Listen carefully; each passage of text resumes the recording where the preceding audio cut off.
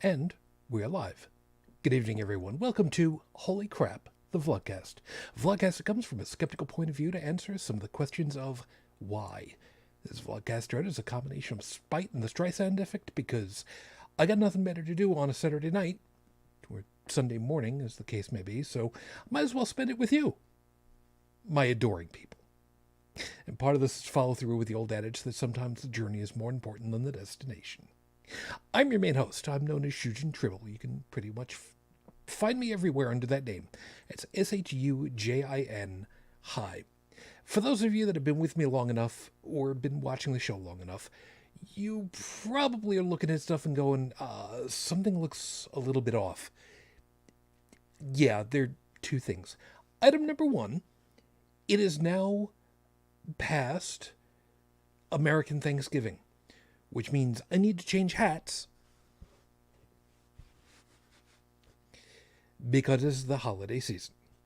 Yes, I have my Santa Pimp hat because it's that time of the year again. So I get to haul it out because I get a lot of compliments for this hat. But, it'll be what it'll be. I also have to let you know that at the moment, I'm the only one here. So I'm not entirely certain what in the hell is going on. I didn't hear anything from the rest of my crew as far as to where they are, but you know what? That's okay. We'll work with it. So, of course, thank you for being with me. If you decide to join us live as we're recording, you can go ahead and join us in the live chat just over that side, actually, because I got the camera flipped around the wrong way. So, over in the live chat, Stephanie, good morning. I know that Phyllis was going to be joining us. I'm sure she'll be here eventually. It's just a question of when. And there she is. So, hi, everybody. It's good to be back with you. I apologize for last week. For those of you that, for whatever reason, did not know about it, here in the Buffalo market, we got pelted is a good word for it, with snow. Now, fortunately, here at Casa del Tribble, we didn't have it nearly as bad as Metro Buffalo. And if you're looking to try to figure out how to gauge it, I would say that we got a meter or so, which grand scheme of things is not too bad. Where I live down in the South Towns, out where ski country is, a meter is not that bad. The 2+ that the more metro area got, though, that was pretty nasty. It was pretty nasty. So, considering that and the fact that I ended up losing power for 15 minutes or so, I didn't really feel comfortable in trying to do a show because it just wasn't going to have happen. Because if things work the way that they're supposed to, the computer will end up shutting itself off after about, give or take, about 5 minutes of power, battery time. And then it shuts itself off automatically. And that actually works out to my advantage because then the backup power supply is only operating the, let's see if I remember it, the cable modem. So I end up with like 7 hours of cable modem time, which is fine because I got plenty of battery power from my smartphone so I can check up on stuff as needed. So it's okay. Stephanie is also saying, I will be astonished if we get a meter of snow in the entire winter. Glad you're okay. Yeah, out where we are, it's not that bad. I mean, Buffalo and the surrounding area have been here for a very long time. So, we kind of know what it is that we're doing. But there's a certain point where you're just so inundated. There's just nothing to be done about it. This is so much and is what it is. Whatever. So everything worked out fine when all is said and done. It took me an extra 2 days to get out of here so I could go to the college to get my kid. But it's okay. And as far as to Thanksgiving, we spent Thanksgiving together here with ourselves, well, with each other. And earlier today spent Friendsgiving with the folks I normally spend Saturdays with, which that worked out really well. It worked out really well. And, it was all good. So, not knowing if we're going to get anybody else to be joining me tonight, how about I just get things rolling and we'll kind of go from here. So, with 5 minutes on the clock, your 5-minute freestyle is going to start right now. Blueberries. I know my opening remarks are usually kind of cryptic depending as to what's being said because, is what it is. I saw something that really got me to questioning things for myself, and it in a good way, in a really good way. What happened was I saw Tracy Harris, who has been on the show before, at one time was part of the atheist community of Austin. There was something that came through from social media that I saw from her, which I'm pretty sure it was, something about trying to understand what it is that is inherently baked into the system. And it doesn't matter which system it is, but there are certain things that are simply part of it all. And trying to fix it from the outside without completely redoing the entirety of the structure is difficult because you don't even really understand that there is a problem. The example, as I recall, was about how difficult it is for people who have physical disabilities to be able to have access to various different areas. For instance, folks in wheelchairs. Trying to get folks in wheelchairs to have access to housing, or trying to get them through mass transit, or that kind of thing. It's difficult. It's difficult. Have you ever seen somebody try to use a wheelchair, a manual wheelchair, and be confronted with an escalator? That's a bad moment right there, just waiting to have happen. So, you start to realize that there are things that kind of get in the way. Again, working with the with a somebody who has a wheelchair.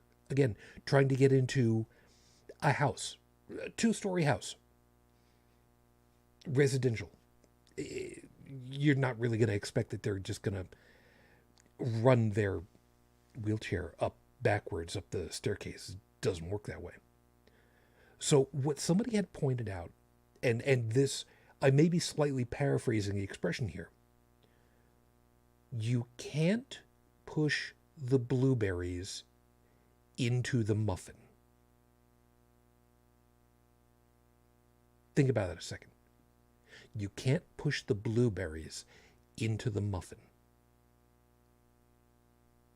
And it was this was an eye-opener for me, because if you think about it, if you make a muffin, but then you want it to be a blueberry muffin, you can't just push the blueberries in and expect it to work quite the way that you expect it to. You have to change the way that you're building that muffin. You have to change the way that the batter is put together. You have to put in the blueberries before you've even baked the muffin. So it's one of those things where we have to examine what it is societally, socially, the structures that we have, what is working, and more importantly, what isn't, and to try to figure out how to fix it. What is necessary in order to fix it at the end point? And then you need to work backwards from there. How do we change the institutionalized structure so that we end up at a better outcome when all is said and done? What do we need to do in order to get a blueberry muffin? Do you use fresh blueberries? Do you use frozen blueberries? Do you slice them up? Do you mash them up? Where do you get them from? There's this whole dynamic that comes into play when you try to figure out what is it that we've really got. And it had never occurred to me to think of it in those terms before. So the next time you wonder, what have we got? What isn't working? Why isn't it working? What do we need to do to get to the correct or the better end point? You need blueberries. You need to put in the blueberries before you've even put together your muffin tin. Have fun thinking about that one and explaining that to people later. This is, where are we over here? Episode 431 on the docket, Your Honor. Question the question. And this is also kind of fallen into the same wavelength. I don't know that anybody would be able to see it, but occasionally on YouTube,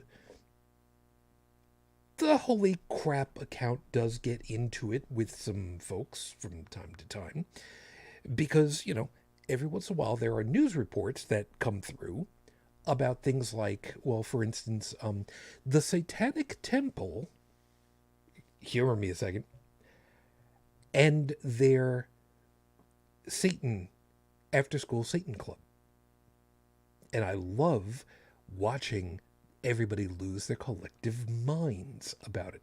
I don't go twisting and needling people about it that want to comment on it. I don't.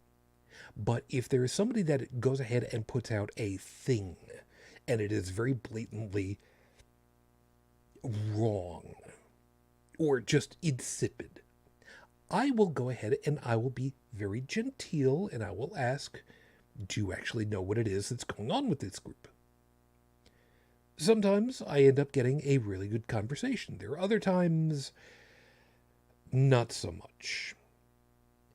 But what ends up happening out of this, for me, is that I get to nudge these people slowly, gently, carefully, to the point where they have to question the question.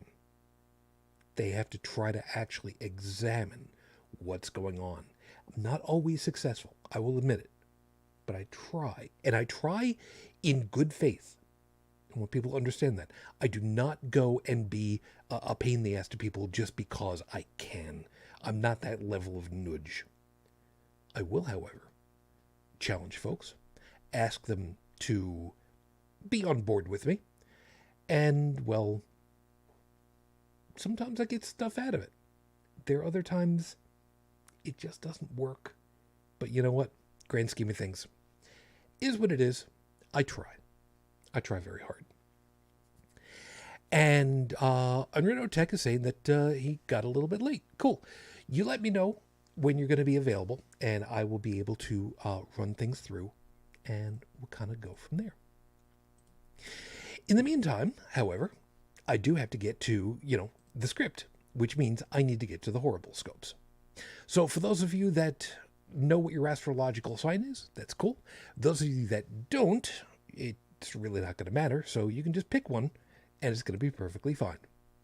Aries, now's the time to start making a Christmas wish list.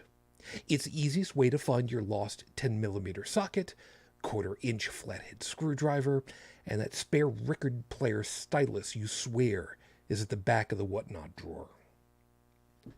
Taurus, this week your dreams are going to get the better of you if you're not careful. Binge watching TV shows or video game let's plays for a week straight will have you talking in your sleep. Waking up while saying, "Hailing frequencies open," is endearing. Waking up saying, "boy," is less so, especially if you're sleeping with someone. Gemini, your attractiveness is measured incorrectly. Some joke that the closer someone gets, the less attractive you get, and that's simply not true. Pets are happy to get up close to you, rub your leg with their head, and look up at you like they're welcoming an old friend. Pets know who to trust, and you are trustable. Cancer Moonchild, your childhood TV watching has finally come back to bite you. Remember that time you were left alone with a Craftsman screwdriver and a CRT TV? How you unscrewed the back panel and discharged the capacitors? The 30,000 volt capacitors? It's been a long time. Maybe your memories from then are finally going to be coming back for you. Assuming that they come back at all. Leo, contrary to popular belief, winter is here. If you haven't stocked up on food and snack with slightly higher calorie count, you better do it soon. On the sugar side, store-brand cookies are just as good as the name brand, and potatoes are just potatoes. But if you're making poutine, don't you dare skimp on the gravy. Make it yourself, not from a bottle. Virgo, things have been tough on you last week. This week, how about going small with your Christmas decorations, or more efficient? Get some remote-controlled color LED strips and crazy glue them to the bottom of your rain gutter. You can change the color scheme to be anything you want from the comfort of your computer chair. And give me a couple of seconds here. Let me see if I can pull in Tech. Let me get him over here.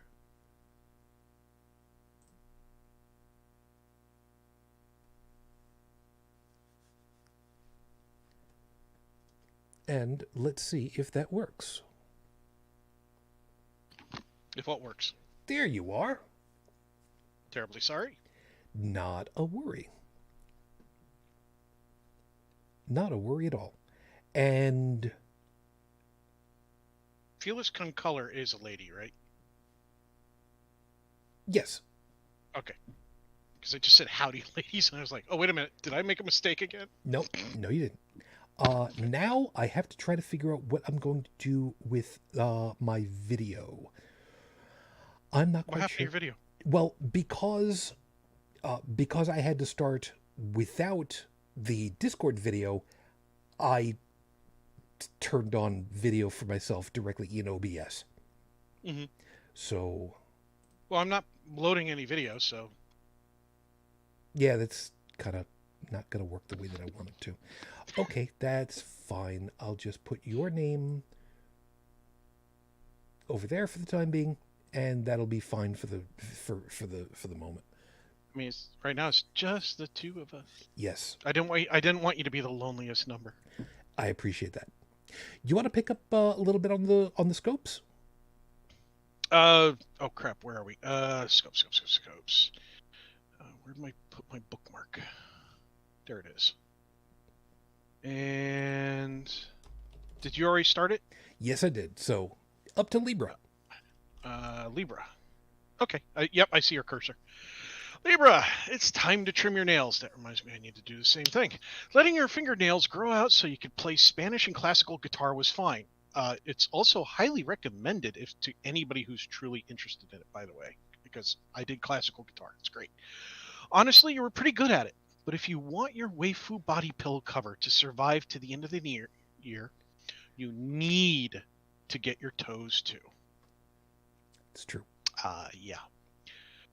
Life pro tip: keep your toenails trimmed, because that way your socks will last longer. That's one way. Scorpio. Drinking is a great way to pass the early nights. Strictly speaking, it doesn't have to be alcoholic. You could make coffee, tea, or even Tang, but please remember, egg creams do not have egg in them, and eggnog does. If you don't know that, please don't make either one for your friends. Yeah, I think it's really interesting that it was designed as a substitute for an ice cream float, the egg cream. And it literally has no egg and no cream. I mean, it has milk, but it doesn't have cream. Yeah. And it's just like... Don't look at me, man. It was one of those things. It's like, hey, look, I made this car. It's not a car. It's a bicycle. I know, but I want to call it a car. Why? Yeah. Sagittarius, how many times do we have to remind you not to get into an argument at family gatherings? No matter how many times you can prove that you're right, no one is going to agree that New York really only has one professional football team, that curling is vastly superior to shuffleboard, and that NASCAR wouldn't be better with right-hand turns. Be funny as hell. Christmas is still coming up. You can do better next time. Did you hear about that one guy who decided that if he was going to try to win that one race, he was going to use a trick that he used to use on the GameCube? And yeah, where he used the wall to force him to stay in. Yep. While he just kept moving forward. Yep. He dangerous as all hell, but man, it worked. Well, when he was saying, because I read the news and I watched the video clip, and when he talked about he was hoping while he was doing it, he was just hoping that none of the side doors were open. I'm like, dude, if the side door had been open, you wouldn't have needed to worry anymore doing that stunt. And I think the jury is still out on whether or not they will officially ban that maneuver or not. I mean, it is very damaging to car, to the track, everything, and it could have gotten, if those walls aren't reinforced properly, it could have been a bad day. Yeah, and I do not think that they will. I do not think they will allow it afterwards. Yeah, that's just too damn dangerous. Capricorn, drink. You keep forgetting that it's heater season, so the air is going to be dry. You'll be doing an impression of YouTube's electro boom, like it or not. So now's the worst time to be building your new computer. And for the record, you can build a full-fledged gaming computer for the same price as just the NVIDIA RTX 4080 video card. Plan wisely. Well, yeah, when those cards are going for $1,200 plus dollars, $1,200 plus. Yeah, MSRP $11.99. There you go. Yeah. If I had that kind of money right now, it would not be for buying a video card. Aquarius, every week you worry that your horrible scope is going to suck, and this week doesn't. Before you think you suck at something, that you're useless, just remember this. Quote, beginning Flash game programming for dummies, unquote, from 2005 is still being sold on Amazon.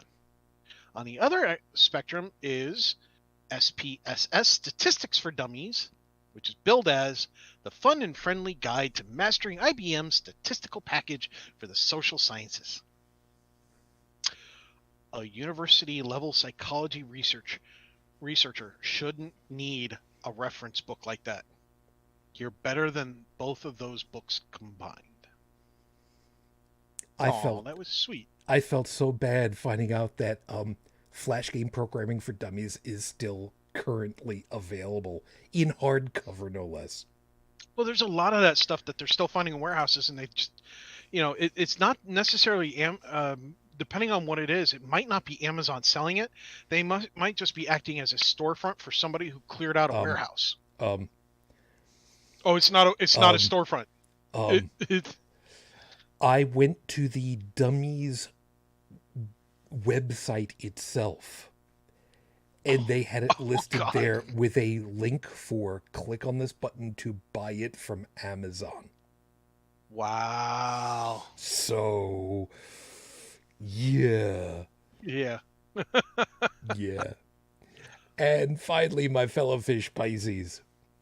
You're an imaginative person, and it's fun to hear the stories you come up with, but your D&D partners are finding them bizarre. Okay, so your bard's father. We didn't need to know that he was a failed door-to-door door salesman. Covering for him by saying that everyone he tried to sell doors to already had them doesn't help your case. Please, for the love of Tiamat, just learn to be more normal. And stop asking if gazebos are flammable. Yes, gazebos are flammable, and it's great to burn them down when you have the ogre trapped inside. Which, considering a gazebo doesn't usually have doors, it was fun trapping the ogre inside of it. Those are your horrible scopes for this week. Remember, if you like what you got, I'm sincerely hoping that it was Aquarius, because I was trying to be very nice to you. However, if you would like a nicer or nastier one for yourself or someone else, all you need to do is bribe me by asking. I work cheap, because that's kind of the way that I do it. I'll have these posted online at the end of the week as usual. Tumblr, Twitter, Facebook, Discord, depending as to how long Twitter lasts, because it's a hellhole right now. So is what it is, I suppose. It's fine. I know. Tumblr. It's pretty much the only thing that I really use Tumblr for. Plus, okay, I do use Tumblr for the horrible scopes, but I also follow Will Wheaton, who is a wonderful person, and Linda Carter, because she is also apparently an incredibly lovely person. At both of them at this time in history. I preface this because I have seen so many people go, oh, this person over here is a lovely person. This person over here is a great person. And then like a year, 2, 3, 4 down the road, something happens, a life-changing moment, whatever, and then they just become a giant dick. Yeah, there is that. I'm trying to reinitialize my video, and it is being a little bit of a pain in the ass. It doesn't want to quite do it. All right. So what I'm going to do is I'm going to turn off the webcam. I'm going to turn back on the webcam, and let us see if I can get the camera showing up with Discord now. There it is. Discord's loading. Yep, Discord's loaded. All right. So let me. But I'm not. There we go. So I got us the way that we are supposed to look at now. So, yes. I know there's a delay on the YouTube side of things, but I think YouTube stopped. Or is it just me? Could be just you. Let me reload YouTube. That's okay. Anyway. I'm not seeing your picture on YouTube. Oh, there it is. Okay, yep. It was just me. That's okay. So, like I said, question the question. Like I said, I had another one of these interactions with people, and it's again about this whole after school Satan club, and they're just is what it is, man. It is. Yeah, I mean, sometimes you just need more Satan in your life, And these people don't realize what it means, because they are the immediate, well, it's got Satan in it, so it's got to be bad. Yeah, about that. Anyway. Yeah, no, well, that's the funny part, Everybody says how bad Satan is. And it's like, well, wait a minute. According to the Bible, how many people did Satan kill versus how many God killed?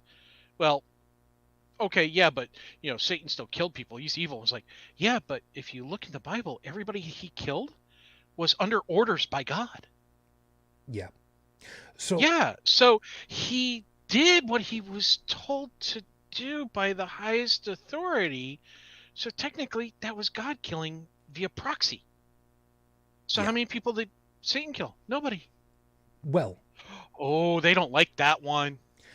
Actually, here's the argument that I started using on this one person, because they tried to use the whole, well, I challenge anyone to prove to me that God doesn't exist. It's like, hold on a second, doesn't work that way. What I told them was, and I'm kind of paraphrasing a little bit because I don't want to go into the whole thing and find all the direct wording. What I said to them was, why would your God, with the utmost power to be able to create a universe, the cosmos that we currently inhabit, when they've already got a perfect universe of their own, why create the universe, the cosmos that we inhabit, this flawed one as it is, and inhabit it with someone who is supposed to be their adversary, who could literally never have any real challenge to them? Because they don't have the power, they don't have the ability of getting around the knowledge that this God would have, because this God would have set in motion everything about this universe. And if they know all, if they see all, if they are supremely powerful above and enough to create a universe, A, what's the point of having an adversary? And two, why have an adversary that could never, ridiculously, never possibly challenge them for superiority? Because it is simply not possible. Well, the thing is that, if God is omniscient, then he or she knew that Lucifer would challenge, and that Lucifer would lose, and that Lucifer would blah, blah, blah. So essentially, God set Lucifer up to be kicked out of heaven, to lord over the reigns of hell, to be forever tormented by God. There's no love in that. That's number one. Number two, when somebody comes to me and says, well, okay, you prove to me that God doesn't exist. I said, you know what? I'm not in the habit of proving that something doesn't exist, but since you think it can be done, I'll tell you what. You tell me how you would prove that Allah doesn't exist. For the Muslims, of the Islamic religion, you tell me how you prove that Allah doesn't exist. And then I'll use that to prove that your God doesn't exist. Yeah, well, Allah's not real. Your God's not real. Well, my God is real. Well, Allah's real. And the thing is I'm not Islamic. So I'm not a Muslim. I just like to use that as a reference because there's quite a few that think Allah and Yahweh are separate. And then there's quite a few that think they're the same, just different names based on region. So when I get somebody who says, oh, well, I can't prove that Allah doesn't exist because Allah and Yahweh are the one and the same, they're just different names given by different people. I was like, well, why would God have different names by different people? Shouldn't God, in all his omniscience, and glory and everything else, be the same name by everybody? I mean, wherever I go, I'm my name because that was the name I was, that's that's me. That's who I am, Yeah. And, my name is my name. End of story. It doesn't matter where I go. That's how everybody's going to know me. Mm-hmm. So when I get the ones who say they're one and the same, it's like, oh, okay. Well, can you do me a favor? I've got a flying invisible pink unicorn that is completely transparent, and you can't touch it because all matter phases through it. So can you tell me how you're going to prove that which is currently flying rings around my head, prove that it's not there? His name is George, by the way. His name is George. The thing is like, oh, you're not being serious. It's like, I'm being deadly serious. Yeah. Like, I want you to prove this to me because I actually believe that that's there. Go ahead. Prove me wrong. Now, funny enough, that's made up. It's like, so's God. What's your point? Yeah, and funny enough, I actually used a variation on that, which was the incorporeal, silent, invisible dragon in my garage. How do you prove that doesn't exist?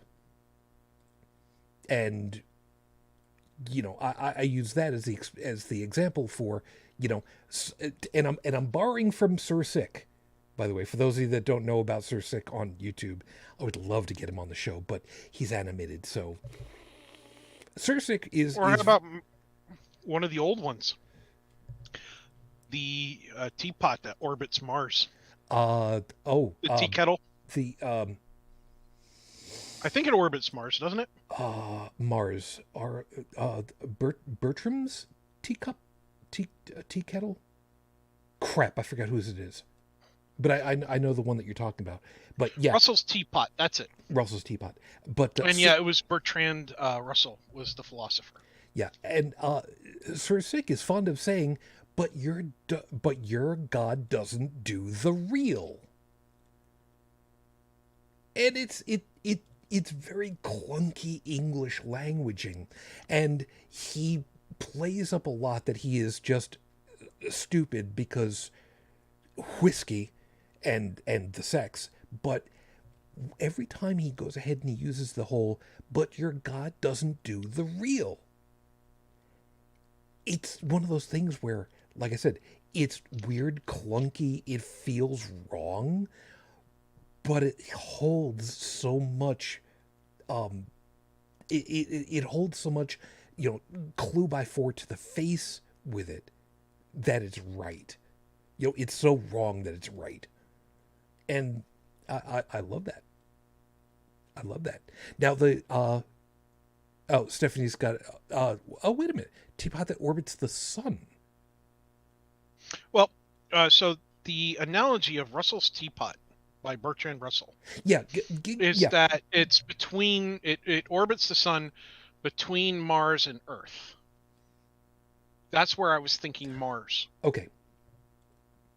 So but he also posits that the teapot is too small to be revealed by even the most powerful of telescopes. Right. And how do you prove that it's not there? How do you prove that it doesn't exist? And if you can't prove that it doesn't exist, shouldn't you simply conclude that it does exist and just take it on faith, so to speak? And it's just one way of showing to, these folks that just take it on faith that God exists, that, well, I've got it on faith that there's a tea kettle out there just waiting to be found. Can't see it, can't detect it, but I know it's there because I know it's there. By the way, mm-hmm. I posted a link for the Wikipedia in the chat. Oh, thank you. According to this, according to this citation, Richard Dawkins referred to it once as Russell's celestial teapot. Okay. I think that I like having Russell's name in there to remind us as Bertrand Russell. But I think the expansion of it, the name by Richard Dawkins to Russell's celestial teapot, really does it justice. It does. Yeah, because it makes it sound, ooh, it's celestial. Like celestial beings. A god is celestial. I'm going for flair here, man. Jazz hands, you know? You're fine. You're fine.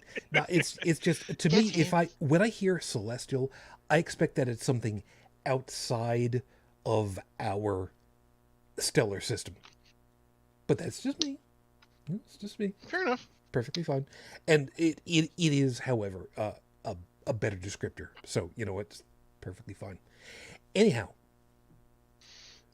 so, like I said, I had to go around this a couple of times, and the idea for question the question is what started to get into me, because it was, how do you, when we try to, on the show, when we try to tackle a question as to what's going on or why is something going on, one of the things that we really try to do, maybe subconsciously, sometimes actually, forthright with, we try to think and try to reason out and suss out, why is the question important in the first place? What is it that we're trying to accomplish? What is it that we're trying to suss out from it all? Some people call it, gaming the meta. You know what? Whatever you want to call it, it comes down to, where are your preconceived notions coming from? Because what information are you starting with to try to understand something that's new? And that's not an easy thing to do, because that takes a huge leap in humility. And Lord knows, there is far and away more hubris than humility in a lot of different ways these days. As an example, what's a good one?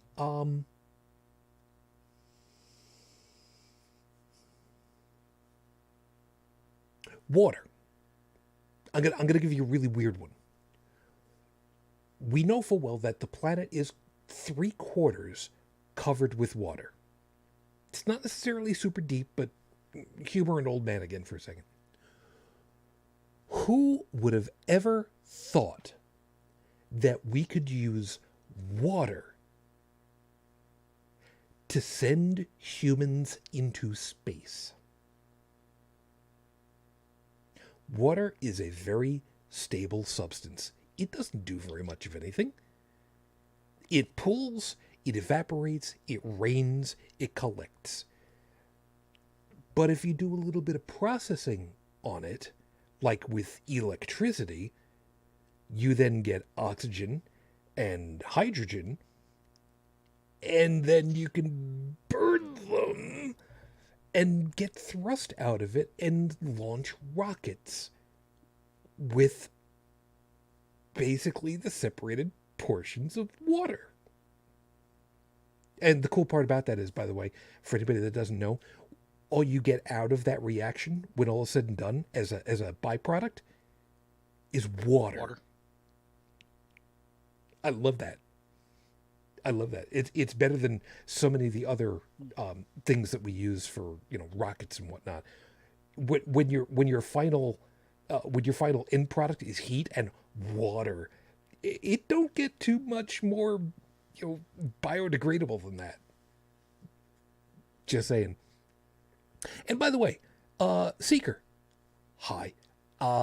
Seeker had asked, can the Teapot be changed out for Tesla now? No, for two good reasons.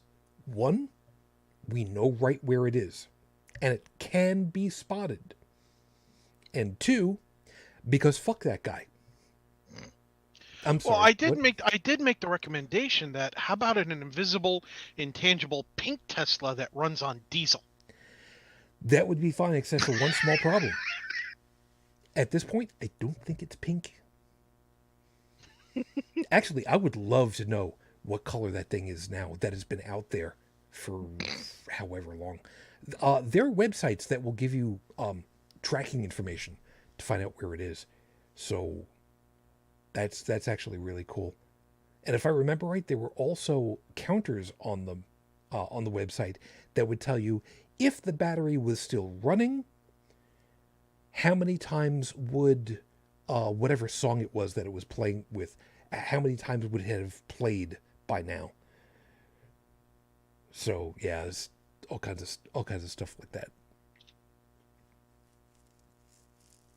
But like I said, trying to understand where are you coming from when you ask a question. That's really a place of humility, because it is opening up so much in the, not only do I not know the answer to the direct question, I'm not sure that I even know that I'm asking the right question. And man, how humbling is that experience?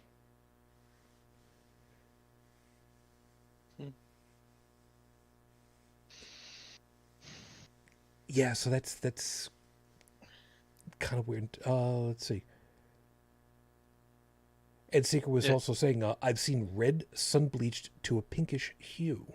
Yeah, I've seen different colors of red sun-bleached while I was in construction. Yeah, but that's also... Now, see, here's the piece. Here's the piece. Answering the question, go back a little bit further. You've seen red, whatever the product is, sun-bleached to be a pinkish hue. That's fine. In the atmosphere that we live in, that breaks down a lot of the solar energy that would otherwise be ionizing energy. Mm-hmm. And what's the material to start off with? Is it a latex paint? Is it a water-based paint? Is it a pigment? Is it iron, for instance? Which iron burns. Oh, that's right. You people didn't remember about that. Iron burns. You know what it turns into when it burns? Rust. Yeah, iron when And it you know what burns. happens That's when you rust. take rust and combine it with powdered aluminum? We don't talk about that because that's now mixing blur and blur. And anybody that gets that reference, here are people.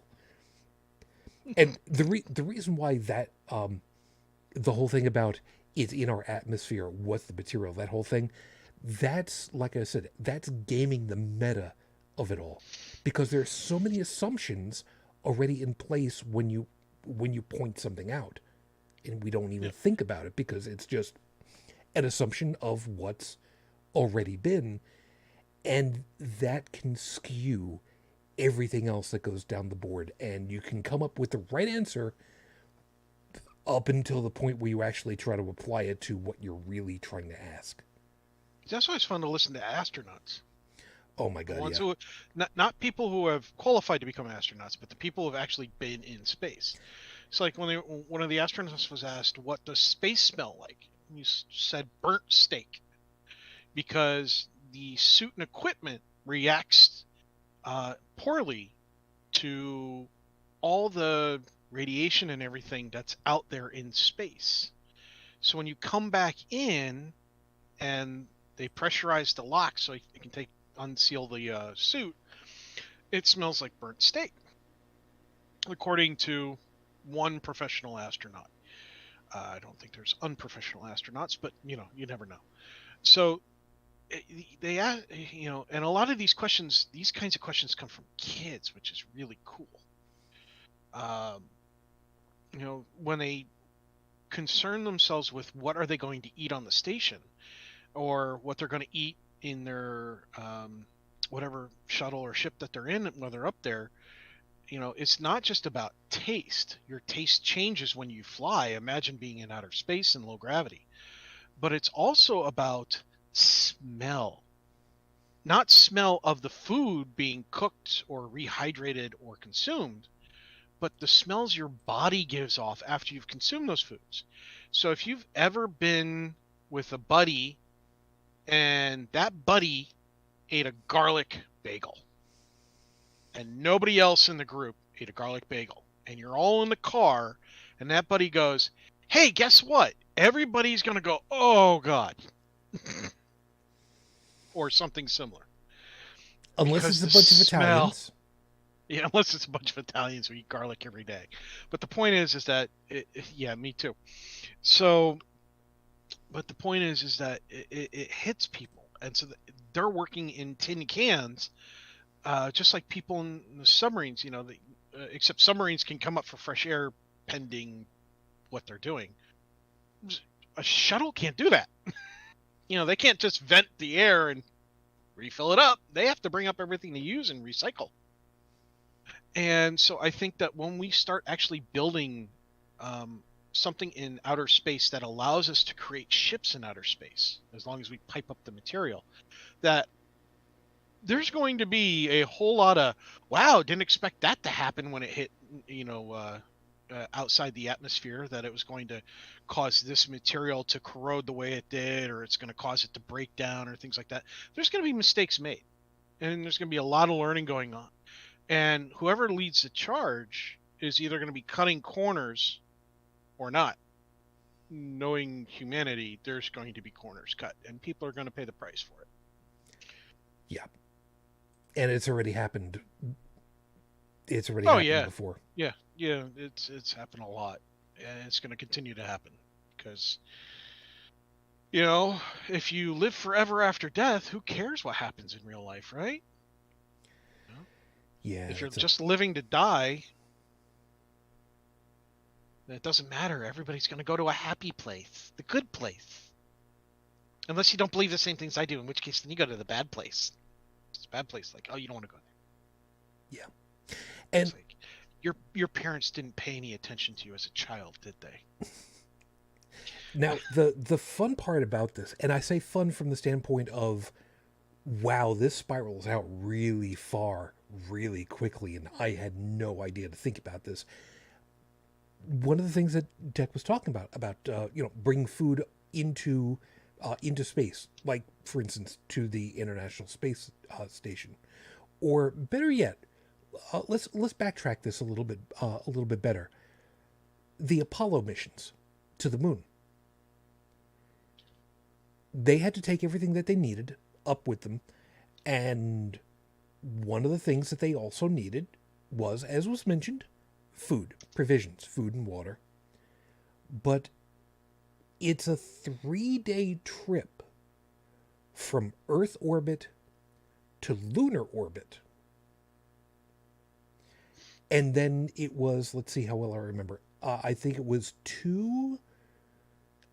less than 3 days on the moon for the guys that landed, come back, link up with the capsule, and then another 3 days of travel back to Earth before landing.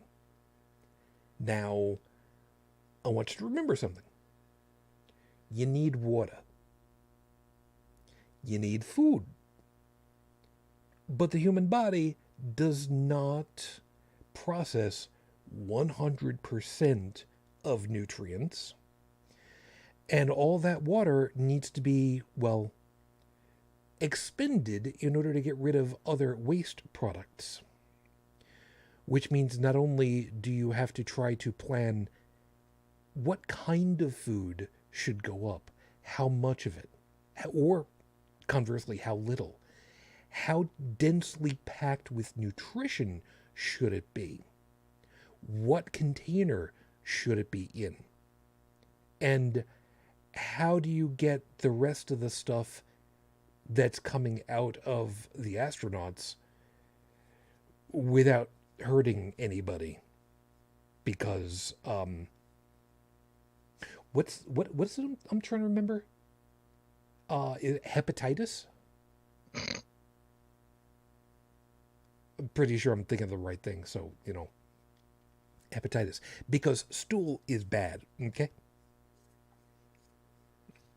E. coli. Amongst other possibilities, yeah. So, once you start and asking, to our survivalist friends out there, you cannot just send them up there with pemmican bars. Sorry. Yeah. You were talking about nutrient dense foods. Yeah. Yeah, it gets to be one of those things, like I said, where the further out you start to investigate, the more you realize, well, there's stuff I never even really thought to consider. Like the Apollo missions having poop bags. That's actually really a thing, believe it or not. Seeker was asking something interesting, and I'm actually going to use this because there's a dovetail onto that one. Seeker was saying, can't certain 3D printers print with metal now? Yes. 3D printing with metal is a thing. Now, it is tantamount to basically 3D printing in the same way that you're 3D printing with a welding stick, for lack of a better way of putting it. But yes, it is doable. Now, the reason why I wanted to dovetail onto this one is because for a long time, there was a question mark as to how do you 3D print something in space? Can it be done? Because 3D printing on Earth kind of relies on gravity. Well, don't forget, you have an extruder that's pushing the material through. Uh-huh. Okay. You could create a form that creates the 3D print in segments, much like a mold, except it's literally part of the extruder, and cooling process pre-shapes it before it makes full contact and full bond. I mean, there's all sorts of ideas of how to accomplish it, and somebody will figure it out. Well, funny you should say that. But the one piece that I need to make sure that you know about is, though, that the forming version that you're talking about, the the mold form, and then just, open it up and, hey, look, it's there because it filled in the gaps and what. That kind of defeats the whole purpose of a 3D printer, because you can theoretically 3D print anything. They figured a way of making it work. You can't use gravity because microgravity at the International Space Station, nowhere near enough to do it. So you're not going to spin the International Space Station because that would be bad. What they finally found a way of doing it with is to have the 3D print system print in for lack of a better way of putting it, foamed matrix. It's goo. And they have a needle that penetrates into the goo, and the 3D filament melts until it gets there, and it starts to solidify because it starts to cool inside of that goo, and the needle moves around. Now, it doesn't break the whole thing up because it's a gelatinous material. It just seals back in on itself. But it allows a 3D printer in space to create a form in 3D space because the material is staying where it's supposed to be. And it just builds on top of that. And it builds a 3D printed whatever it is that they need, small that it might be, but it actually works. And it's friggin' hilarious to me. That's pretty cool. It is amazingly cool. It is amazingly cool that somebody figured out how to make that work. I love it. I absolutely love it. Those are the kinds of people we need leading the space program and such. Instead of idiots who think that just because they have a lot of money, it makes them coding geniuses or brilliant engineers, when all they did was buy people who were brilliant. Yeah. Yeah, there is that. That is one of the reasons why I love the concept of research for research's sake. I've talked about it before. Dr. Faraday,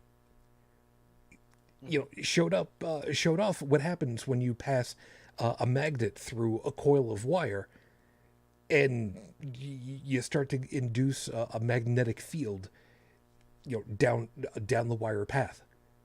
And people are like, well, Dr. Faraday, what's the point of this? I don't know. I just found the effect. It's up to somebody else to try to figure out what to do with it. And now, look at all the stuff that we've got where, that relies on the electromagnetic forces. I love it.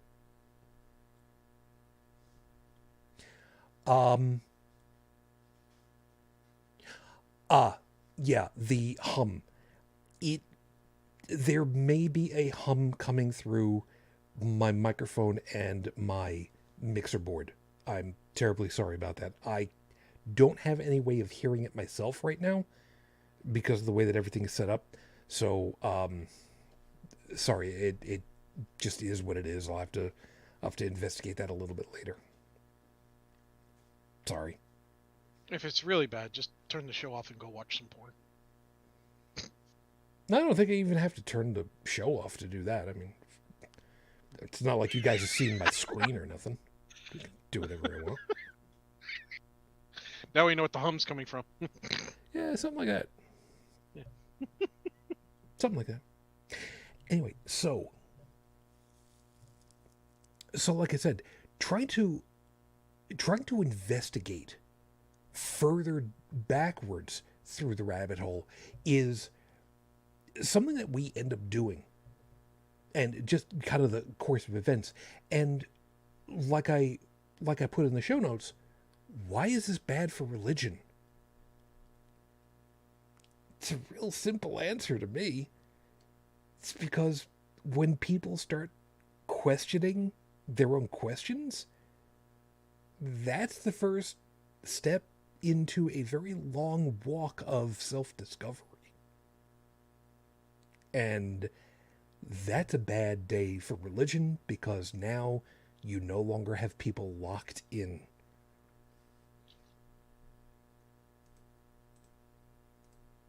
And I like that. But then again, I have a tendency of being a dick that way. So, you know what? It is what it is. What kind of things kind of fall for you now that I kind of pointed out this whole thing about, well, you're not asking the right question there, guy. There has to be a PFY somewhere along the way that you've had to do that with.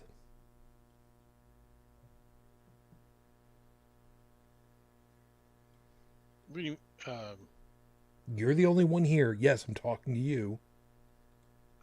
No. What do you mean I'm not asking the right question? No, hasn't there been a PFY that you've had? Sorry, I need to explain to everybody. No, I know what a PFY is. No, you do, and I do. Yeah, we both do. We're both IT. Okay, yeah. So for those of you that don't know, in the IT sector, information technology sector, there is an acronym called PFY. The Pimply faced youth. Yeah, the pimply faced youth. It is a derogatory, sometimes, expression. It can be said lovingly. It can be said lovingly for the IT superior's subordinate. Somebody that is usually a junior operator, or a lackey, or a gopher. Somebody that would be what would otherwise be described as the script monkey on the phone. But they could be much higher on the depth chart. But, whoever it is that actually has the keys to the IT room can pretty well call everybody their PFY. So that's where I'm going with. There has to have been, at some point, some PFY that you've dealt with where you had to tell them, you're not even asking the right question. And I'm wondering if anything's coming to you.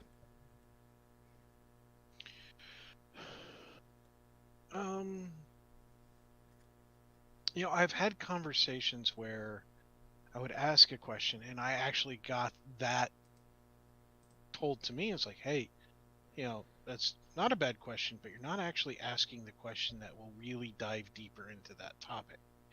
And I've had that occur in things that I'm only passingly familiar with. I'm not, a mechanical engineer or electrical engineer or anything like that. So when I talk about robotics, I'm a layman. Like, I'm just a regular guy. I have some limited robotics knowledge that stops with like Lego Technics and Constructs, which was a toy back in the day, and a couple other things. I've assembled the parts for a robotic arm, according to the instructions, not design my own. So I have technical aptitude for putting things together, soldering circuit boards, understanding certain kinds of circuits, things like that, because of computers. But I can't go out and just randomly buy stuff and build my own robot. Okay. There are people who can do that. You give them, let's say the cost of an RTX 4080, and they'll build you a miniature Wall-E, Yep. So my questions come from a seat of ignorance about certain things. I was asking about somebody close about prosthetics, not for any kind of personal need, but just an interest in terms of what we were seeing in terms of advancement of prosthetics, the different types and everything else. And I learned a few interesting things, unfortunately, that I don't need to, I'm not privy to repeat on the show. That's fair. For reasons. But they were very interesting things to learn, and some real eye-openers, too. And that's any field. So when it comes to religion, though, a lot of the questions that I would ask were the same ones kids ask. Does God have feet? Things like that. And as a kid, Okay. yes, yeah. I don't believe that I've ever heard anybody ask that question. Dana Carvey, stand up. Okay. He was talking about his kid being cute, and Daddy, does God have feet? And it's like, oh, your cuteness, it's weakening. Played it off as kryptonite kind of thing. But I asked similar questions as a kid. What's God's favorite sandwich and things like that. And as a kid, we have an innocence, and we're asking legitimate questions, and we're being given a story, just like Santa Claus. Granted, Santa Claus has a neat purpose, the concept of giving for just because you can, and it helps another person be happy, and then you get to watch that experience. Somebody who plays the role of Santa Claus, whether they get dressed up or they just do it in the background by signing the cards and stuff. They don't. The ones who are doing it for the right reasons, they don't feel bad when the kid says Santa's awesome for giving me this gift. You're Santa. You did good, and it's a good feeling. And that once they learn about Santa Claus, then you get to explain to them the same thing that was explained to you, and you get to carry on this tradition. And not all traditions are great, but this one actually opens up creativity and things like that.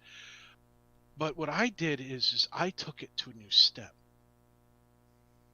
When I explained to my son about, I took it a step further, and I said, you will find in life that you have been lied to a lot, especially by adults. And it is common. It is common because some people will do it in hopes that they don't hurt you. They're trying to prevent pain and suffering. And while that's noble to try to prevent pain and suffering, using lying to do so typically backfires. Sometimes they'll do it because they don't think kids can understand. And they might be right that that particular kid at that time in their life may not be able to comprehend the truth behind the truth, of everything that's going on in the situation, the context and such. And as adults, we have to make those calls, figure out what's what. But I told my son growing up, I won't lie to you, but that in itself was a lie, because I did make him believe in help. I did not originally tell him that there was no Santa Claus, and I was not the one. I never used it against him to make him behave. I never told him, if you don't behave yourself, Santa's not coming. I never did that. I never used Santa as a means of instilling fear of misbehaving and things like that. Misbehavior had its own punishments depending on the misbehavior. I was not going to have a mythical man in a beard and flying reindeer do it for me. That's fair. And I was pretty much the same. Yeah. And when he said, well, you lied to me, I said, I lied through omission, because I never told you Santa wasn't real. But I never told you that, I personally knew the guy. I may have said that I had the phone number to Santa's house, which I did. I had that, that dial 1-800-SANTA or whatever the hell it was. I don't have it programmed in my phone anymore. I deleted it long. I used to have it. Dial it, and then you can hear a pre-recording. This is Santa's answering machine. And now you can actually track him from NORAD on the web. Yeah, exactly. And they can track Santa at NORAD, but they can't find Bertrand Russell's Teapot out there in space. What the hell are we spending money on? Yeah, and I mean, Santa moves in such ways that it actually doesn't obey standard laws of physics, and yet they can still track them. So, what the hell with the Teapot, man? And yet nobody has arrested him for breaking the laws of physics. Physics, I yeah. don't get this. So, if my son had ever asked me earlier than that 1 year, Dad, is Santa Claus real? I would have told him no, it's not. I would have said, Santa is an idea that we perpetuate and encourage children's creativity to think of by visualizing, whether through story or through cartoons or just spoken word. And and I explain the whole tradition and everything else. And I also explained that at one point in time, there was somebody who fit the bill. Depending on what country's history you look at, you might get a different version of what Santa Claus was based off. And it's really cool because I can also use Santa Claus to help explain religion. Religion is Santa Claus for adults. Except we're paying into Santa as opposed to Santa paying out to us. Mm-hmm. Yeah, that got to get that 10%. Well, at least. Yeah. Especially if you go out into in the U.S., if you go out into the Bible Belt areas, when you're filling out a job application, they may ask you, okay, so before tax, where do you want us to send 10% of your check to? What church do you go to? And for an atheist or agnostic, that's a really uncomfortable thing because you now realize that you're working in an environment where at least HR is assuming that you're religious just like they are. And, Well, now wait a second. There's so many ways to deal with that. I'm trying to remember. Is that something that can be asked? It's different when you already have the job and you're filling out paperwork versus the interview. Gotcha. Right. The interview, they're not supposed to ask anything like that. And some people who are truly paranoid and give it based on experiences that have happened to them will even go so far as to tell people who are entering the workforce, hey, keep your car clean. Don't leave anything in your car that is identifiable to you, your beliefs, or anything else like that. If you have kids, don't leave any kid toys or car seats in the car. Take them out, when you go job hunting and all that. Because some companies will actually walk you out to your car at the end of the conversation. And if they see a kid carrier in there, or they see, a messy car or whatever it is, they might decide that, that's significant evidence for them to not hire you. And while the seeing the kid carrier and coming to that decision is wrong, they didn't technically ask you if you had kids. So they get away with it. And it's hard to prove that they did that.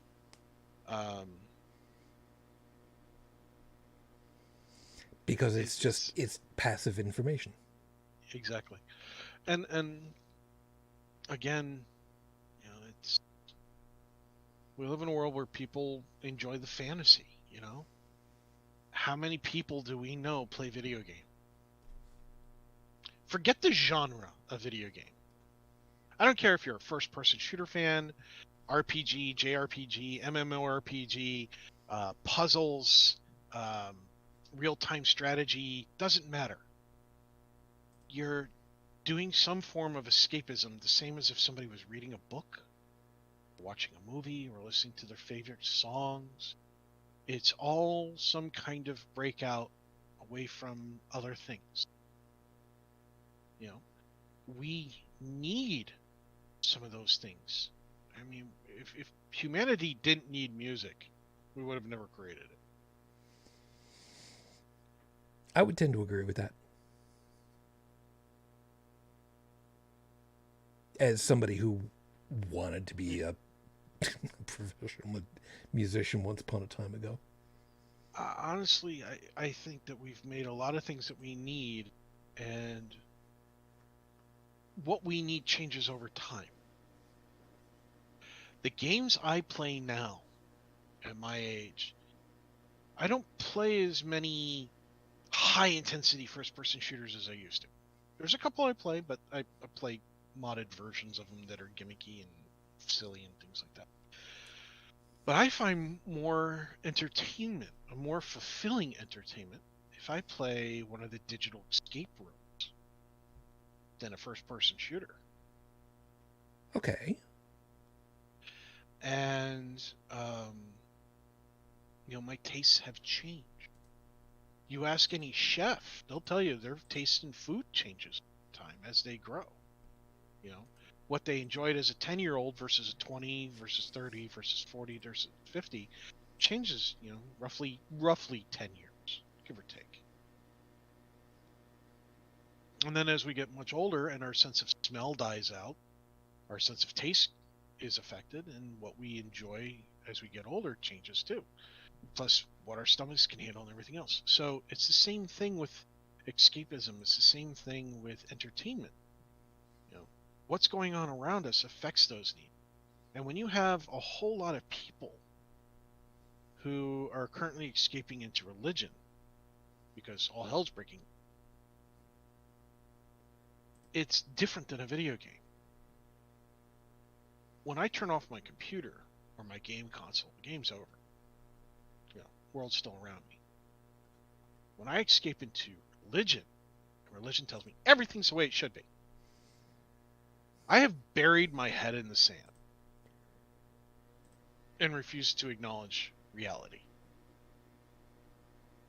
There's no game I can play forever and completely ignore reality because I have body functions that need to be taken care of. VR is nowhere near as reality. Game is either. I have family, I have friends, even people who don't have family and friends have something, whether it's a plant, a dog, a cat, a chinchilla, a snake, whatever. They almost always have something going on, even if it's just a job to keep the lights on so that they can go back and play their game. Religion's not like that. Religion's ever present, it's always on, it's always there.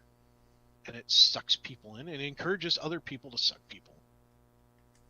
So the question is what good is religion? Well, it's good as an escape form. It does a really good job of telling people, hey, as long as you believe these things, it's all going to be all right. As long as you do these things, it's all going to be right.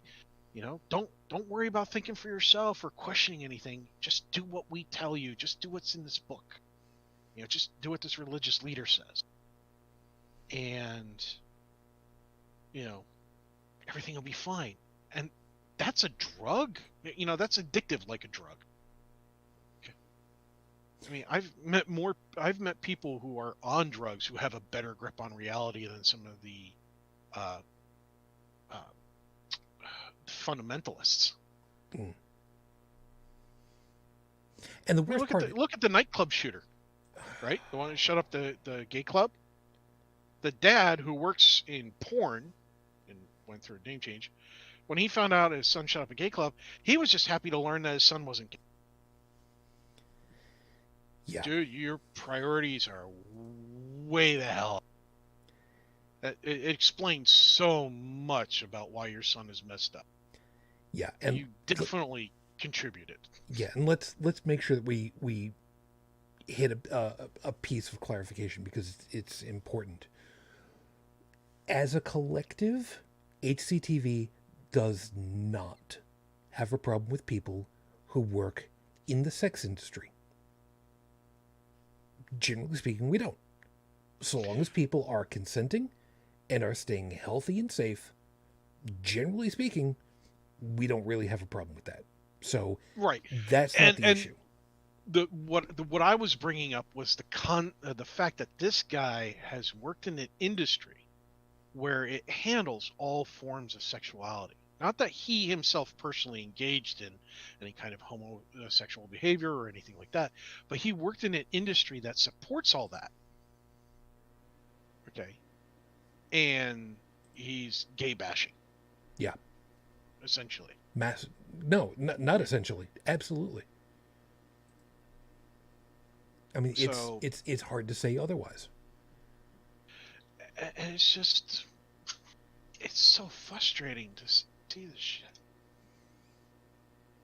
Instead of asking the question, why do I believe in this particular religion, God or deity or whatever,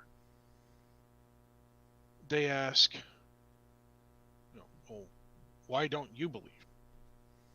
That's real simple. I don't believe because I haven't been convinced.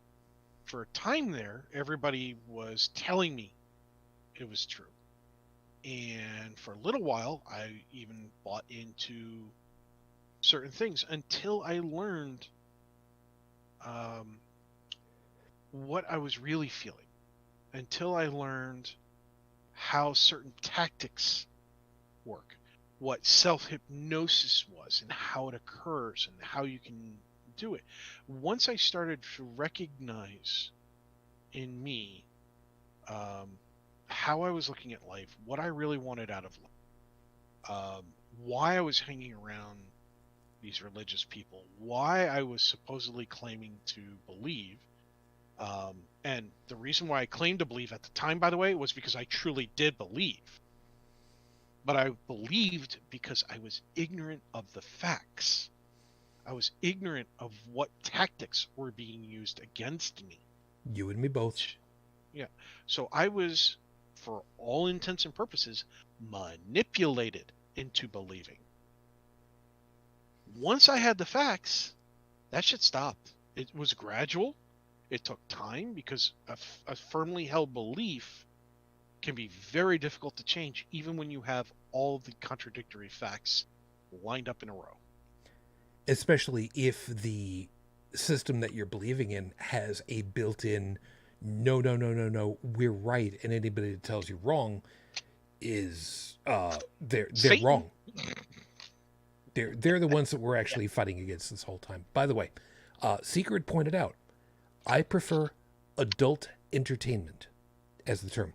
People love to throw in pedophilia otherwise. It's a great point. Okay. It's a very, very good point. Yeah. I think adult entertainment is highly underutilized by all people because, again, if you like fantasy, if you like escapism, and I do, adult entertainment can be highly engaging, highly entertaining. It's fantasy based because nobody ever orders a pizza with extra sausage and finds a penis in the middle of their pizza. That would cause first, second, possibly third degree burns because melted cheese feels the same as melted plastic. Well, how do I know? I have burned my hand with both. I'm glad you said hand. I was getting a little worried there a second. Well, I've also burnt the roof of my mouth with melted cheese, but I have never put melted plastic in my mouth. That's it's good to know right there. Yeah. But the point is that it's also just a fantasy, and some people forget, like anything that creates a fantasy environment, anything that's escapism can be addictive. So you can get addicted to pornography, adult entertainment.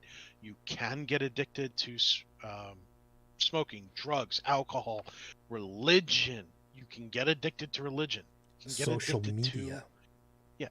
Anything media. That gives you a dopamine hit in the brain cells. That's why there are people who love to spend their lives in the gym. Exercising gives them that dopamine rush. They've actually figured out that there are people who their reward center of their brain gives them a buzz the same way when I go to a Wendy's and eat a Baconator. Somebody, I forget which stand-up comedian it was. It might have been Robin Williams, who was talking about how you want to go out there and you want to get high, just buy yourself a pair of sneakers and just run for 25 miles. You'll get high. The problem is I don't get the exercise high. I did the gym thing for a long time. I'm not in good shape. You'd think going to the gym a long time would help get you into shape. Okay, I've got muscle structure, I've got decent stamina, things like that. But I was never, after a certain age, I always carried extra. for a lot of different reasons. I'm not planning on going into all of them. Well, let's just say that the start of it was medically induced. Okay. Unintentionally so, by the way. Okay. But the point is that I've done the treadmill. I've done spin classes. I love spin classes. They were fun, but I didn't get a dopamine hit from it.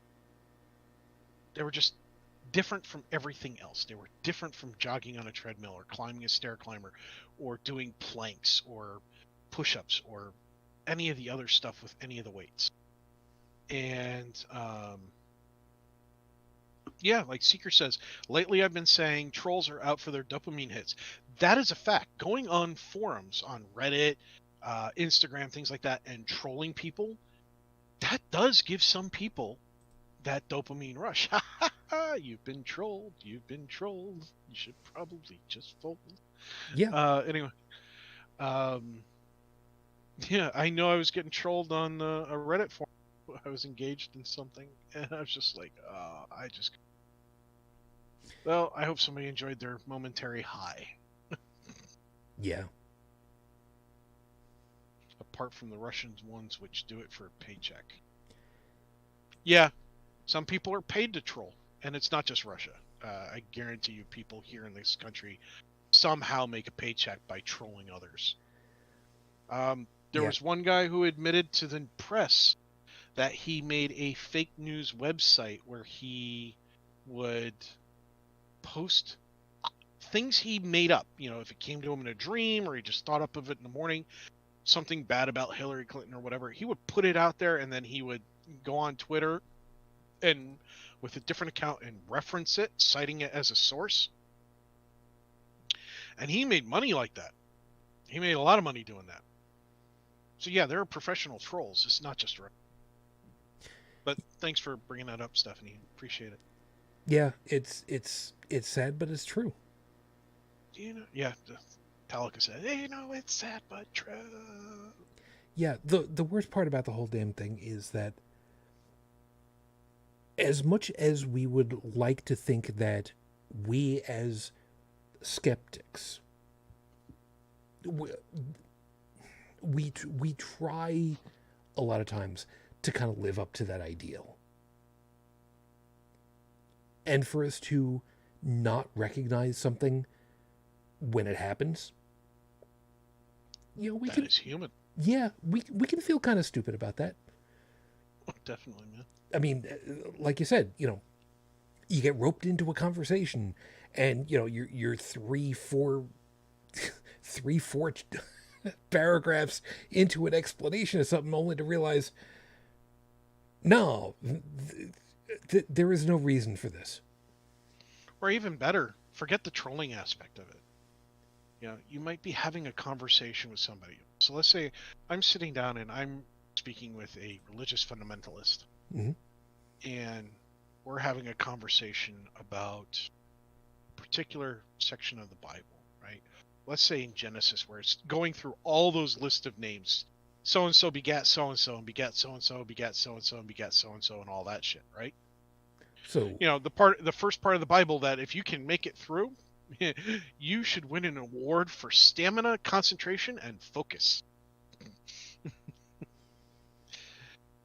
And you probably have a insomnia problem.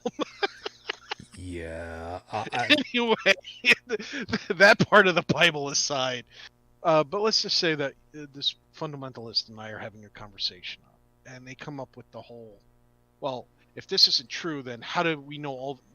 Then why do we have all these names, and you know, that trace a lineage back to Adam and Eve? And I don't have a good answer for that. Well, maybe I didn't have a good answer for that at that time. It's 3 weeks later, and I look back and go, damn it. I should have just asked them. I was like, we didn't have written language back then. How do we know that these are correct? or to me, the first thing that's coming to my head is, well, the question of, you know, well, why do we have all these names that we can trace all the way back to Adam and Eve? My answer to that is, how do you know that we have? How do we know that this is actually a list that is genealogical list that was Exactly. kept every generation, and nobody died accidentally prematurely. And more appropriately, start all the way back there. Adam and Eve had sons, and then they went out there and they found a town of people. I got problems. I got problems. My bullshittery is going off. So, Look, I'm just saying. I may not look like the guy, but I've got Thor in my bloodline.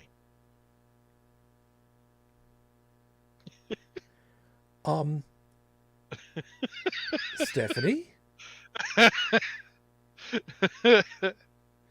I need you to clarify. Yeah, I'm riffing off of Stephanie. Stephanie typed in chat. King Charles has a lineage that traces back to Odin. Seriously. Yeah. Yes, and Abraham Lincoln once said you can't trust everything you read on the internet. No, he said you can't trust everything that you read on the internet. Oh, good. Stephanie, I need you to kind of help me out on this one, because when you say King Charles, I'm wondering Which one? Which one? Yes, I know. It could just as easily be the current King Charles, and I get that, and forgive me if obvious answer is obvious, but you guys have had a lot of We say King Henry. So help me, if any one of us starts singing, I'm just gonna go ahead and poke out my eardrums. I have in front of me, I have my wine decorker machine right here. If you think I won't use that on my tympanic membrane, you're out of your goddamned gourd. You'd be better off with a chopstick. I might.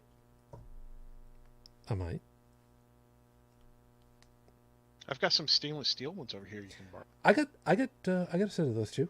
Those are great. The best part is I actually hang them up using magnets.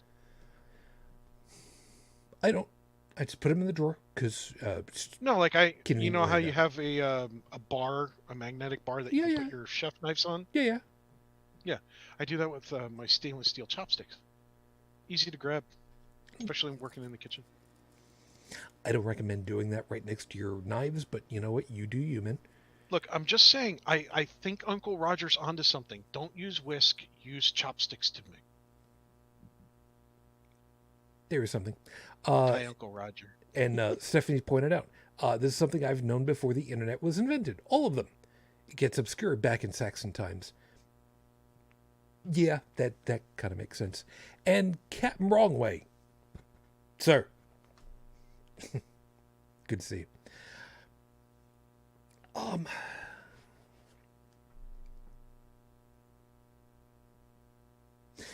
This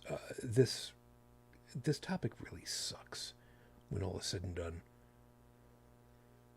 because the people that we want to engage with to try to explain to them that they're asking the wrong questions, so many of them right now just argue in bad faith. There's no other way to word it. And it drives me up a goddamn wall. I can't say never, but I will say I don't believe that I have ever argued in bad faith. I know full well that there have been times where I have intentionally trolled somebody back into the fray of something, but I've never argued in bad faith. If I know something is errantly wrong, factually incorrect, I'm not going to use it. I'm not going to. I have made mistakes. Yeah. And when it was pointed out that I made a mistake, or when it inevitably gets pointed out that I've made mistakes, my first question is always, well, how do you know I was wrong? Okay, let's go review that. Oh, I was definitely wrong. Okay. It's happened over multiple episodes, especially at 1 o'clock in the frickin' morning. Can't imagine why. This is not the best time for my brain to be working. Yeah. It literally functions on caffeine. Yeah. So, I'm much more coherent in the afternoon and evenings, but overnight, early morning, I start. And it's going to get worse as I get older, I know it. It's also going to get worse and worse as the night gets started earlier and earlier. Oh, God. We just need to stop this whole spring forward, fall back crap. I know. That's a whole other thing, but, be that as it may. So, but you're right. If you don't ask the right questions, you're not going to find what you're looking for. And sometimes it's hard to ask the right questions. Sometimes it's intimidating. It was I can say this with certainty, it was very intimidating when I had gone from being a Jew to a born-again Christian. When I was asking certain questions, I felt like, I was asking, hey, is water wet? At least that's how it was treated when I was asking questions. Look at this guy. He doesn't realize water's wet and he's drinking a glass of it.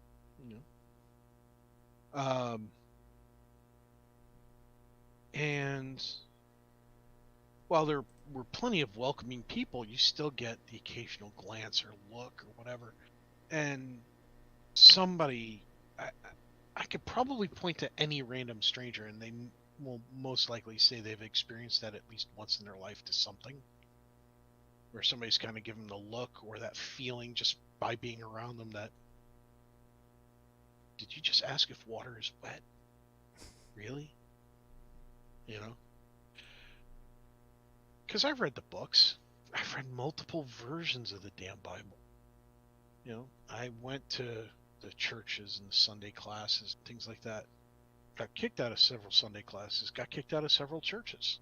So, there's some timidity there, at least there was at that time in my life, to ask these questions. Phrasing definitely plays into it, and I tend to be a blunt person. So it comes across wrong. So yeah, you may even have the perfect question to ask, but may be intimidated to not asking it because everybody around you is telling you, we don't ask questions here. We just do as we're told, and you'll feel better for it. Look, just drink the fruit punch, okay? You'll be fine. No, don't worry about the other people falling over. Just drink it. You'll be fine.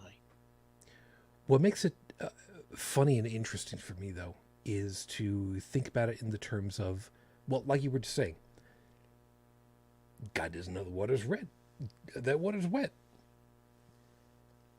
But then you get somebody who gets the opportunity of thinking it through even further. What does it mean that water is wet? Can it be made wetter or drier then? What is it that imparts wetness to water? And it's not a philosophical question, believe it or not. It is actually a chemistry-based question, and it's a legitimate question. Yeah, I'm still having a hard time with that question because I see packets of powdered water that tell you to rehydrate, just add water to it. Yeah, I know. But they're actually... that is one of the best gag gifts I've ever seen. I really love it. Yeah, window screens for submarines. I know. Solar-powered flashlights. I get it. We have solar-powered flashlights. I know. I bought my sister one. I know.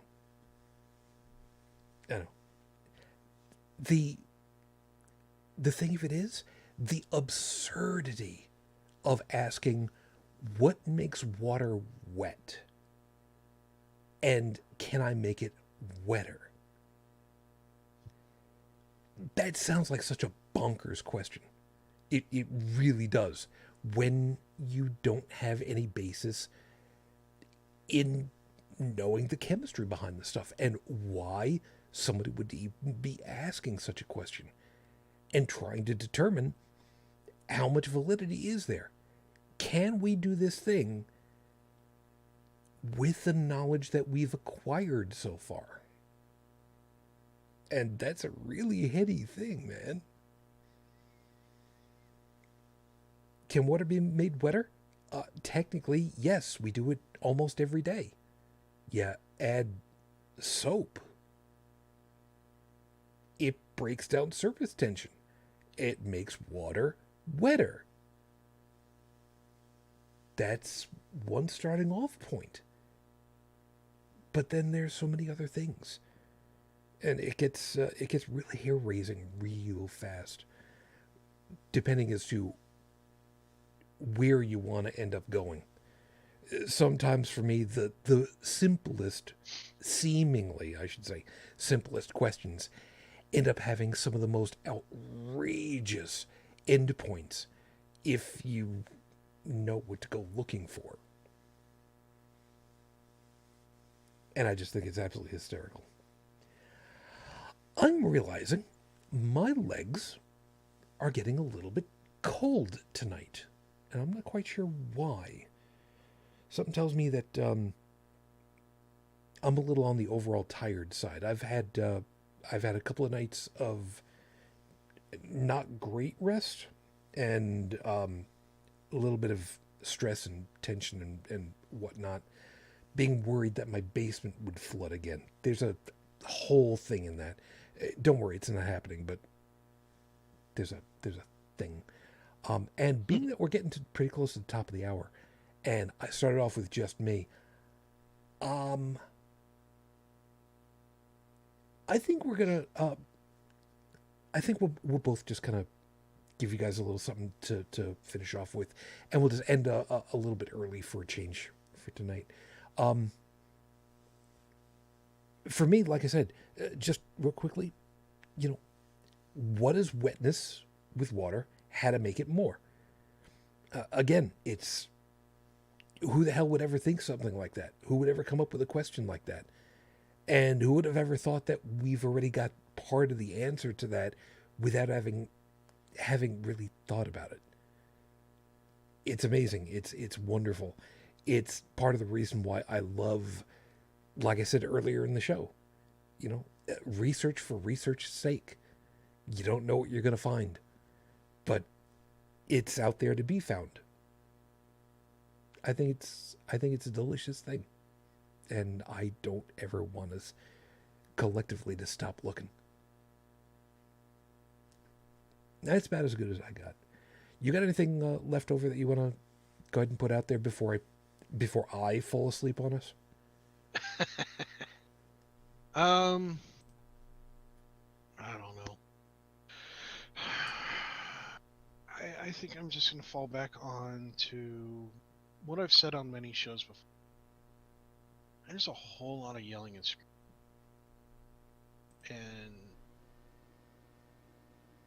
you have patient listeners out there who are listening and paying attention. But for the most part, it seems to just be one side and the other just yelling back and forth. Some are yelling obscenities, others are doing whatever. And I'd really like for the yelling to stop. Unfortunately, we have a lot of elements that know that if the yelling stops, they'll lose their control. They'll lose power. They won't be able to maintain as much wealth as they've already had. And I'm not talking about the kind of wealth that means a leisurely life. I'm talking about the obscene levels of wealth. Where here's a concept of obscene wealth. Okay. Currently, railway workers looking at striking because one of the things that they refuse to give up on is paid time off. Well, Warren Buffett makes so much money in 24 hours, okay, pre-tax, that he can afford to pay every rail worker 15 days of paid time off in 1 year, with just him spending 1 day doing the things he normally does, he could pay all those people 2 weeks and a day of paid time off if he gave up all his profit for 1 day. That's how much that guy makes. That's called obscene. Okay. And it's not just him. There's a lot out there. And there's a lot of greed. There's a lot of hate being tossed around. There's a lot of finger pointing. And it's all distractions.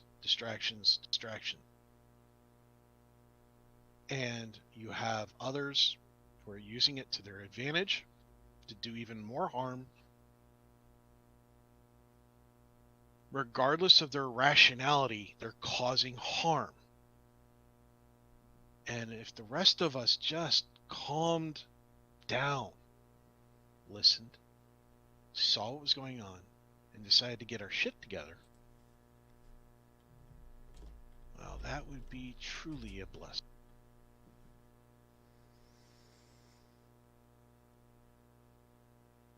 Yeah, and I appreciate that, man. We are going to have to really call it because I'm... Well, that was the end of it. Yeah. No, I'm off my soapbox, dude. Here, have a bar of soap. Quite all right. Yeah, Irish Spring, anybody? I'm getting really tired in the eyes, and this is not a good place for me to be. I was actually thinking about having wine tonight, believe it or not, a little bit. I'm really glad I didn't do that because this is not a good place for me right now, and I'm bone sober. Yeah, dude, it's 5 off. We're good. Yeah. So let's just go ahead. So thanks to Seeker, Stephanie, Felis, and Captain. Wrong way. Thanks for all coming out, folks. Appreciate it. Thanks so much, ladies and gentle ponies. And seriously, thank you all for being with us. I did get a couple of things that were said over here. Stephanie saying, have a good rest. Seeker saying, thanks for doing the shows. Before we get out of here really quickly, I just want to say this. We've been doing the show for, the hell is it now, 7.5 years, give or take? Way too long. It feels it sometimes. Yeah, it does. And then other times it's like, ooh, we got a fun topic to talk about. Yeah. We've been doing this for a long time, and I will admit I have never promoted this show the way that maybe some people would have really thought I could have or should have. I'm not the kind of person to do that. I'm not the rah-rah kind of guy.